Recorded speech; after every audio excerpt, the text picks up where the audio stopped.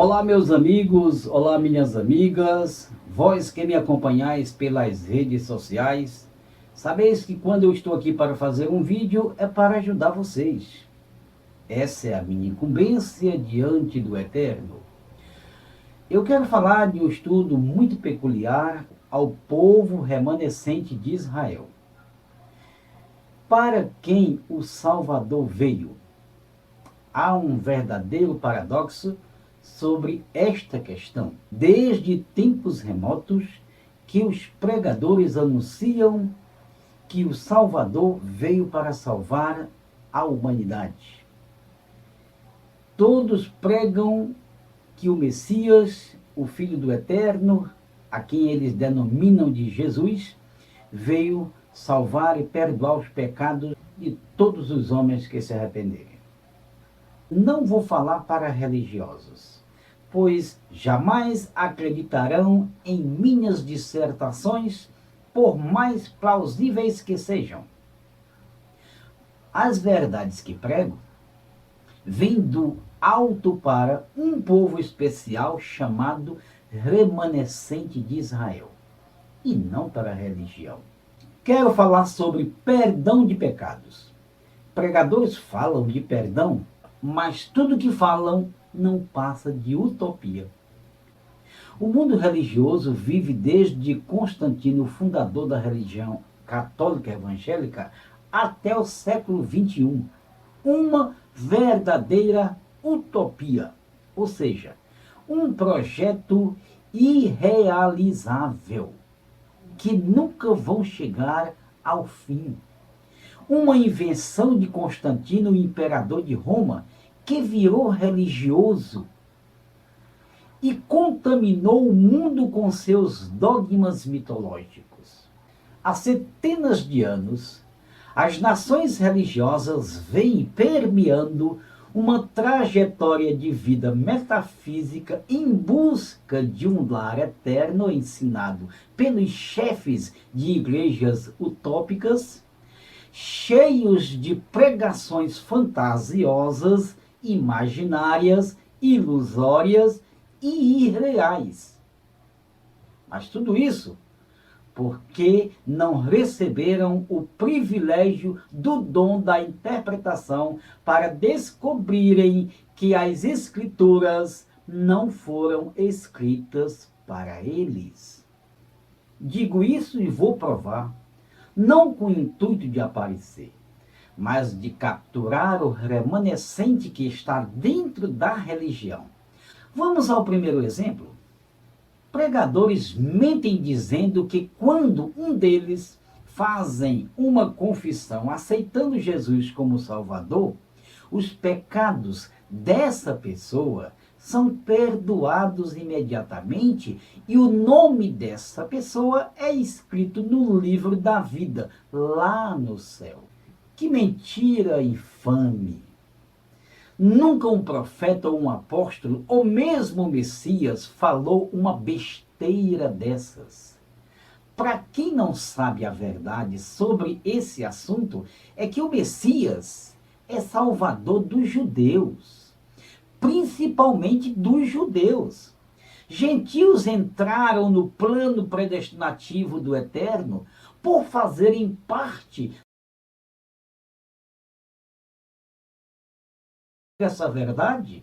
Vejam o que disse o profeta: a virgem dará à luz um filho, e você deverá dar-lhe o nome de Yahushua, porque ele salvará o seu povo dos seus pecados. Percebam que a mensagem que pregam dizendo que o Salvador é de todo mundo é uma mensagem estapafúrdia, enganosa e sem fundamento. O anjo falou categórico: ele salvará o seu povo. O seu povo não é as nações, mas o povo judeu, o povo de Israel. Quando o pregador tem conhecimento hermenêutico, ele sabe que o texto diligentemente diz que o povo que o Messias veio salvar foi o povo de Israel. Nesse estudo você terá o verdadeiro conhecimento sobre para quem o Salvador veio? Pergunto, ele veio para salvar você? Ele veio para salvar o seu povo, o seu remanescente, um povo especial, zeloso de boas práticas. A prática do amor, da verdade, da justiça, do perdão. E tem mais um segredo que os pregadores não entendem, é que a salvação não é vida eterna. O povo que Yahushua veio salvar já tem a vida eterna por predestinação. E esses pregadores fazem uma mistura desgraçada dos dois termos, vida eterna e salvação. O pregador que diz que o sangue do Salvador foi derramado por todas as pessoas do mundo, se revela um miserável pregador. Não sabe o que diz. Observe o que disse o próprio Salvador. Este é o meu sangue, o sangue da nova aliança, que é derramado em favor de muitos para perdão dos pecados. Prestem bem atenção que a mensagem dos evangélicos quanto a esse assunto é falsa. O sangue do Messias não foi derramado pela humanidade, como eles dizem, mas por muitos. Muitos é um pronome indefinido que indica uma quantidade dentro de uma totalidade. Sendo assim, o sangue do Cristo foi derramado por muitos e não por todos os homens. O maior problema é que os hermeneutas religiosos sabem dessa verdade, mas escondem-na. E os leigos vão se alimentando de utopias. Não se preocupem que vou explicar aonde nós encontraremos gentios dentro dessa história. As contradições são terríveis. Vejam, enquanto os pregadores dizem que o Messias veio salvar a todos os homens da terra, o próprio Messias diz o contrário. Ninguém tem amor maior do que este de alguém dar a sua própria vida pelos seus amigos. Precisa perguntar por quem o Messias deu a sua vida no madeiro? Uma frase verdadeira como essa, saída da boca do próprio Messias, como falsificá-la, dizendo que ele morreu pelo mundo todo? Claro que não, mesmo que tenha alguns versículos que pareçam o contrário. É só uma questão de interpretação à luz da verdade. Vamos provar isso para dar força ao remanescente sair do meio dela, atendendo o aviso do anjo que diz: sai dela, povo meu, para que não sejam participantes das suas pragas. O povo remanescente está em muitos lugares do mundo e nós vamos capturá-lo para a honra e a glória do Messias, o Rei de Israel. Eu acho que vocês que leem a Bíblia já leram aquele texto lá em Atos dos Apóstolos, quando Paulo chegou na cidade de Filipos, o anjo falou aos seus ouvidos dizendo: fale e não te cales, pois eu tenho muita gente nessa cidade.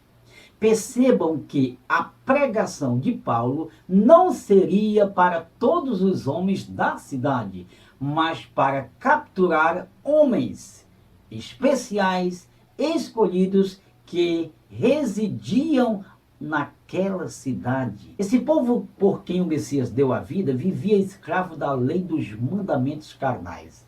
Mesmo eles tendo saído da descendência de Abraão, o remanescente de Israel tinha que ter o Messias. Então o Eterno mandou a lei para que eles fossem guiados até o Messias chegar.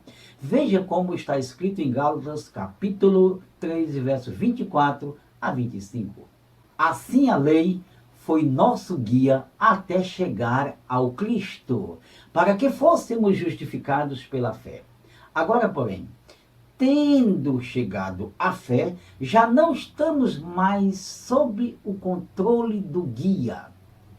Quando Paulo diz a lei foi o nosso guia, ele está falando dele e seu povo Israel, e não de nós. O povo que Iarro amou e deu a Abraão como descendência. Mas os enganadores, conscientes ou não, leem a Bíblia como se ela fosse escrita para eles e para os seus correligionários.